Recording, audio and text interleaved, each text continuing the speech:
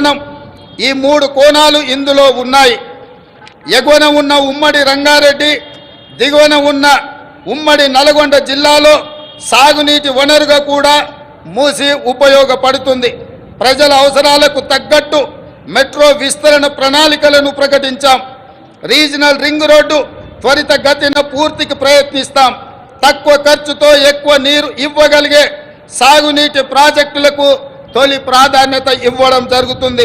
రాష్ట్ర ఆర్థిక పునరుజ్జీవానికి అవసరమైన అన్ని నిర్ణయాలు తీసుకోవడం జరుగుతుంది. అన్నిటికంటే ముఖ్యంగా మిత్రులారా, ఈనాడు తెలంగాణ రాష్ట్రాన్ని ముఖ్యంగా ఆనాడు ఉద్యమంలో ఉవ్వెత్తున పాల్గొన్న తెలంగాణ యువత ప్రభుత్వాల నిర్లక్ష్యం వల్ల ఈనాడు డ్రగ్స్ మహమ్మారి వైపు, గంజాయి వైపు మళ్ళీ ఈరోజు తెలంగాణ సమాజాన్ని నిర్వీర్యం చేసే కుట్ర జరుగుతుంది.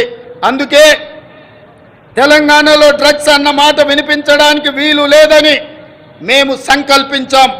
డ్రగ్స్ గంజాయి విషయంలో ప్రభుత్వం అత్యంత కఠినంగా వ్యవహరిస్తుంది. టీ-న్యాప్కి పూర్తి సహకారం, స్వేచ్ఛను ఇస్తున్నాం, అవసరమైన నిధులు ఇస్తున్నాం.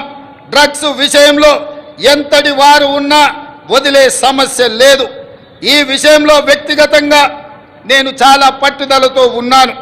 మన భవిష్యత్తు, యువత భవిష్యత్తుకు సంబంధించిన ఈ అంశం అందుకే ఉక్కు పాదంతో అణిచివేయాలని మా ప్రభుత్వం సంకల్పించింది. డ్రగ్స్ ఫ్రీ తెలంగాణ ప్రభుత్వ పరంగానే కాదు, వ్యక్తిగతంగా నేను ఎంతో ప్రాధాన్యతను ఇస్తున్నాను. అదేవిధంగా